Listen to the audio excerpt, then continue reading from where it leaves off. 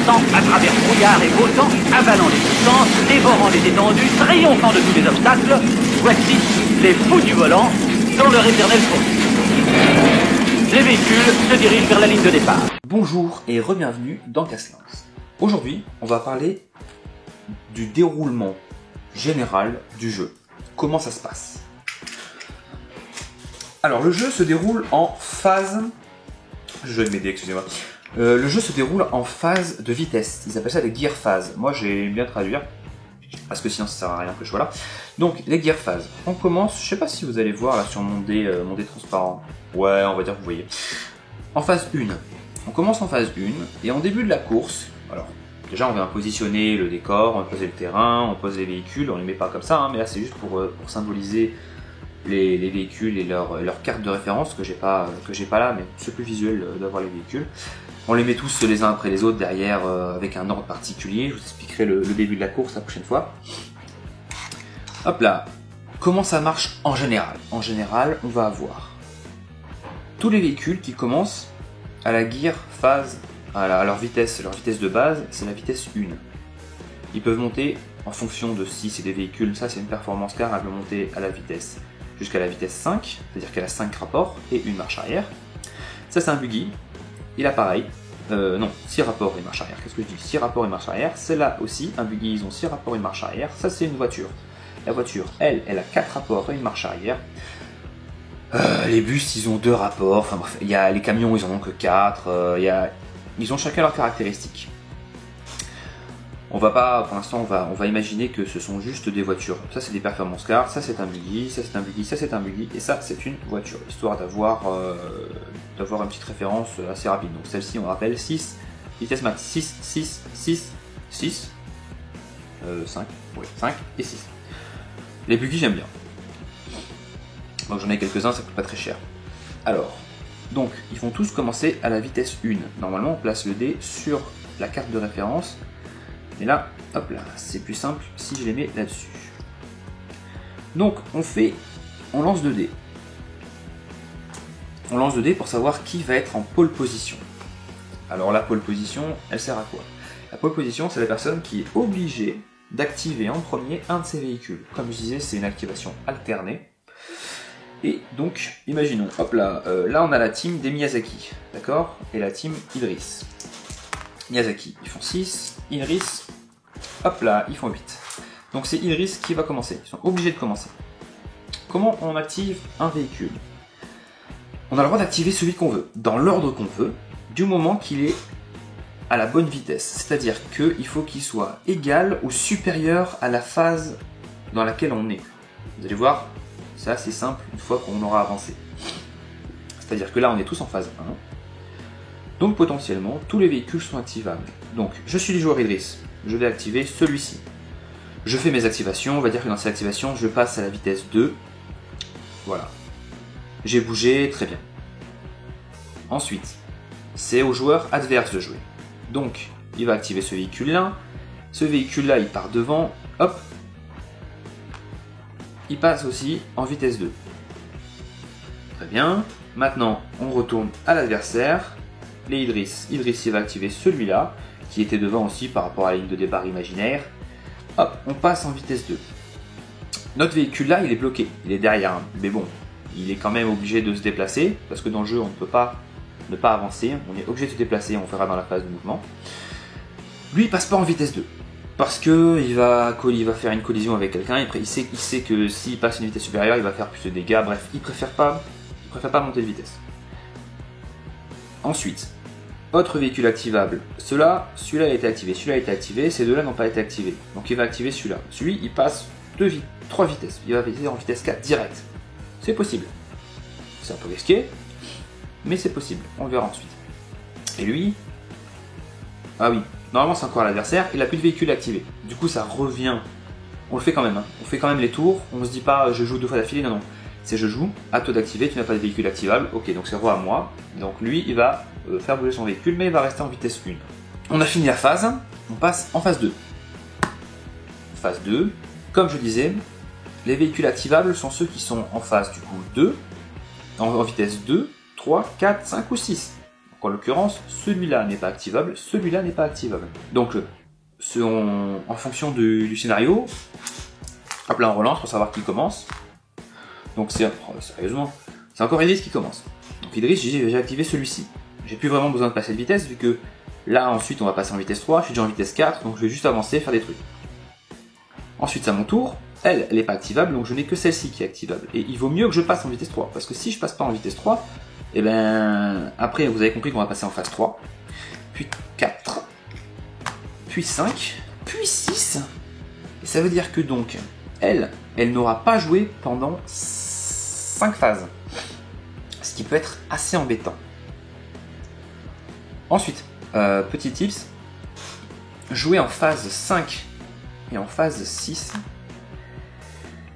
c'est pas extrêmement obligatoire. C'est-à-dire qu'avoir uniquement une équipe qui comporte des véhicules capables de rouler jusqu'en 6ème vitesse, c'est pas forcément hyper utile. Parce que, et vous le verrez ensuite, je vous expliquerai pendant la phase de mouvement, en vitesse 6, vous n'avez accès qu'à ce template-là. C'est-à-dire que vous faites un grand tout droit, et vous ne pouvez pas tourner. Et vous n'avez que celui-là en vitesse 6. Et en vitesse 6, et comme je disais, en phase de mouvement, si votre véhicule est activable, vous êtes obligé de l'activer. Ce qui veut dire que vous êtes obligé de faire un tout droit. Donc si vous êtes bien positionné, pas de souci, mais en général, c'est pas le cas. Donc, voilà, j'ai dit. Ça, c'était pour les phases générales, les gear phases. Maintenant, on va voir une phase d'activation pour un véhicule, comment ça se passe. Donc, imaginons, on est en phase 1. En phase 1, je vais jouer, hop là, tous là, vous en allez. Quoique non, je vais garder toi. Je vais garder Joe là. Et vous partez. Voilà, ça me fera un petit exemple rapide des choses. On s'en fout maintenant de la vitesse, quoique. Je vais garder le tracker de vitesse, bref. Donc, on est en gear 1. Lui, on va partir d'une gear 2, on va dire qu'on a quand même bougé. Hein.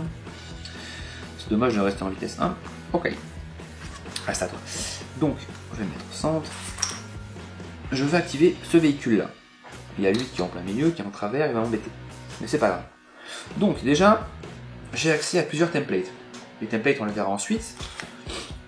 Mais ce qui est important de savoir, c'est que sur les templates, hop là, la petite encoche toujours à l'opposé du véhicule, il y a plusieurs façons de les poser. On verra ça aussi comme je disais plus tard. Mais donc, on pose notre template à l'avant du véhicule, rapidement. Je fais vite. On lance des dés. En fonction de ces dés, on voit s'il y a des choses qui sont bien, qui sont pas bien. Là, c'était horrible. Hop là, sérieusement c'est une blague. Bref, donc je voulais juste faire un rapide explication de qu'est-ce que c'est. Donc on va le faire manuellement. Hein. Oui. Slide. Ok, donc là, il y a 4 résultats possibles. 3 fois celui-ci, une fois celui-là. Donc ça veut dire qu'on va prendre un jeton hasard. C'est pas très bien, et ça fait pas d'effet.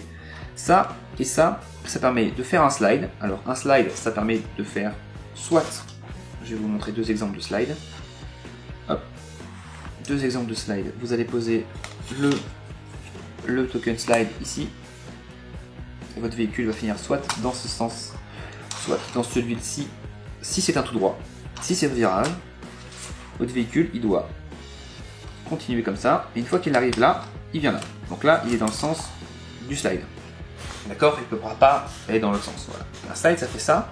Et en plus, chaque fois que vous utilisez un slide, vous allez avoir un jeton hasard en plus. Le spin, ça fait quoi? Ça fait qu'une fois que vous avez avancé votre véhicule, vous pouvez le bouger par rapport à son centre de gravité, c'est-à-dire le milieu du milieu.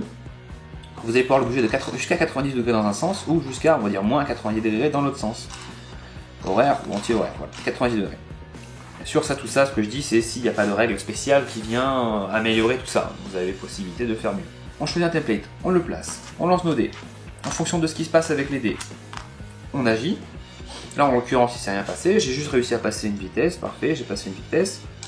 Hop, j'arrive ici. J'avais pas de spin, rien du tout. Ensuite, on a la phase, après la phase de mouvement qui est obligatoire, on a la phase d'attaque. Pendant la phase de mouvement, il peut y avoir des collisions. On verra ça plus tard.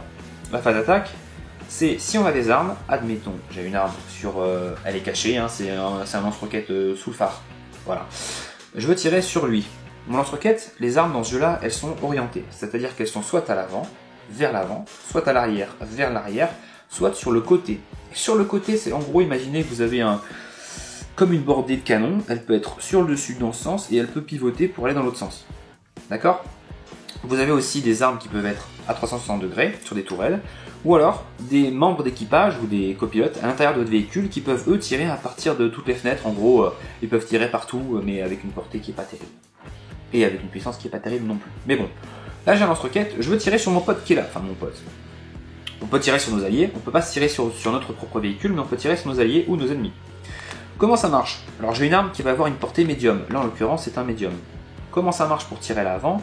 Je viens la placer, hop, devant comme ça, et j'ai le droit de la faire coulisser, je sais pas si vous allez voir, je peux la faire coulisser jusqu'à l'extrémité, jusqu'à ce qu'on y touche, en restant bien parallèle ou de l'autre côté. Là en l'occurrence, j'ai une main gauche, là en l'occurrence vous allez voir que, bah oui, hein, là je l'ai. Si ça avait été sur le côté par contre, sur le côté c'est pareil, mais là sur le côté vous allez voir que malheureusement, je l'ai pas. Je l'ai pas, ouais. On va dire que je l'ai pas. À l'arrière c'était pareil, dans ce style là. Si jamais c'est une tourelle, et ben c'est exactement pareil, vous avez le droit du moment de mettre le template et du moment que vous touchez la carrosserie, on est considéré comme étant comme touché. Si l'ennemi est en dessous. Ensuite, pour faire des dégâts, on va dire que c'est un lance-roquette, il a 6 dés. Un lance-roquette il a 6 dés, ouais c'est ça. Hop là, vous utilisez une munition, il n'a que 3 munitions lance-roquette, mais ça on verra plus tard. 6 dés. Alors, comment ça marche? Un 4, ça fait 1 dégât. Un 5, ça fait 1 dégât.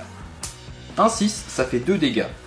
Donc là, potentiellement, si c'était ce que j'avais fait, pas de 1, pas de 2, ça sert à rien. Tout ce qui est en dessous, donc 4, 5, 6, ça fait 1 dégât. Le 6, ça fait 1 dégât supplémentaire. Un 6 naturel. Si vous avez un bonus, par exemple, de plus 1, ça, le 5, ça devient un 6, mais c'est pas un 6 naturel. C'est uniquement les 6 naturels qui font des critiques. Du coup, là en face, il aurait chopé 1, 2, 3, 4, 5, 6 dégâts. Ah, c'est un buggy, c'est dommage, ça n'a que 6 points de vie. Chaque véhicule a un nombre de points de vie défini, évidemment. Ils sont différents les uns des autres. Lui en face, il a le droit d'esquiver, d'éviter. Donc, on va dire que c'est un buggy qui va vite. Il était en vitesse 5. Ça veut dire que lui, de son côté, il a 5 dés. Il a 5 dés pour esquiver. On va voir. Pour esquiver, il faut faire un 6. Donc un 6, ça va annuler un dégât. Et le reste, eh ben, il va perdre des points de vie, du coup il va lui rester un point de vie. Sachant qu'en plus c'est un lance-roquette, il y a des effets en plus, vous allez voir, c'est assez drôle, là il y a de fortes chances que... Oui, au revoir bonhomme. Voilà, voilà. J'aime beaucoup le lance-roquette. Donc ça, c'est un exemple. Ensuite, vous allez avoir, donc après la phase de tir, on a la phase de sortie de route. La phase de sortie de route, c'est une phase qui est assez intéressante. Entre la phase de sortie de route et la phase de tir, bien sûr, vous avez la résolution. S'il avait été détruit, il aurait soit été en épave, soit explosé.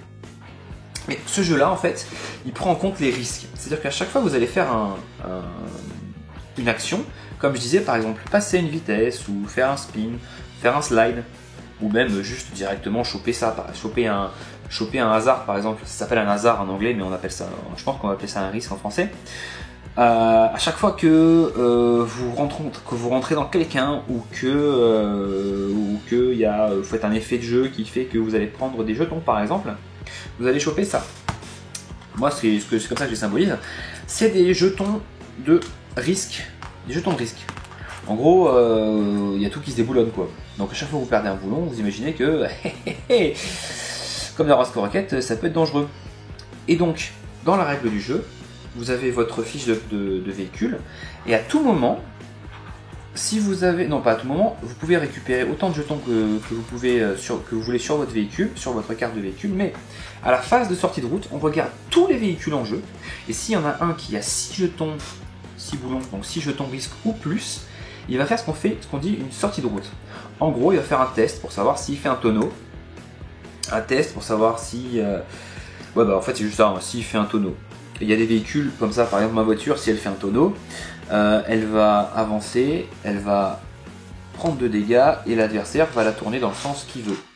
Vraiment dans le sens qu'il veut, quoi qu'il arrange. Mais sur la carte de mon véhicule, et c'est ça qui est intéressant, imaginons, j'ai tiré dessus à celui-là, il avait déjà un jeton. Je lui ai fait 5 dégâts avec un lance-roquette. Un lance-roquette, à chaque fois qu'il fait un dégât, il rajoute un jeton. Donc imaginons il en avait déjà 2. Moi sur sa carte, je lui en rajoute 5. Donc, phase de sortie de route, il en a 7. Oula. Il fait un jet. Alors, il était en vitesse 5, on rappelle. Donc, il faut qu'il fasse, pour un test de sortie de route, il faut qu'il fasse ça ou plus. Donc 5 ou 6. Ah. Normalement, ça marche pas. Donc, on va dire... Bon, il a fait 5. Donc, il va pas faire de tonneau. Il n'y a pas de problème pour le tonneau. Mais il a quand même fait une sortie de route, c'est-à-dire qu'il perd le contrôle de son véhicule. S'il avait raté, il aurait fait donc 4, il aurait avancé d'un médium ou d'un short, je ne sais plus, faut que je vérifie. Bref, on verra ça dans la règle plus tard. Il avance d'un short, on va dire. Il fait un tonneau, je le déplace comme je veux. On retire, donc ça c'est la phase de tonneau. Ensuite, on retire tous les jetons qu'il a et on le repasse en phase 1. En vitesse 1. Même s'il n'avait pas fait de tonneau, en fait, il aurait quand même dû reprendre le contrôle de son véhicule, c'est-à-dire qu'on virait tous ces jetons aussi, et y repasser en phase 1, en vitesse 1. Ce qui veut dire que si on était en phase 2, que là je tire dessus avec mon lance-roquette, il repasse en phase 1, et ben il va pas jouer beaucoup lui. Hein. C'est ça qui est dangereux, il faut se méfier de ça là. Ça là, les jetons de risque, je pense que c'est le plus dangereux au niveau de ce jeu là, il faut vraiment faire attention. Voilà. Ensuite, une fois qu'on a fini l'activation de notre véhicule, et ben véhicule suivant. Et on fait ça. Une fois que tous les véhicules ont été activés, on passe à la phase suivante. Et ça jusqu'à ce qu'il y ait des véhicules. Voilà. Pour ce qui est des armes, les armes ne sont activées que quand on a passé la première porte. C'est-à-dire que vous allez avoir, je vais symboliser les portes par des dés, d'accord? Vous allez avoir le départ. La porte de départ, un peu plus loin, vous allez avoir la première porte. Alors dans ce jeu-là, le but c'est de passer 3 ou 4 portes. Donc admettons, mon véhicule était là, hop là, je pouvais pas, il y avait des ennemis à côté, je peux pas tirer. Maintenant, j'arrive ici, j'ai passé la première porte, je peux tirer. Et j'ai ça jusqu'à la fin de la course. Mais rien n'empêche de faire des collisions. Les collisions, c'est des règles assez simples, il faut juste faire attention à trois petits trucs qu'on verra plus tard. Voilà.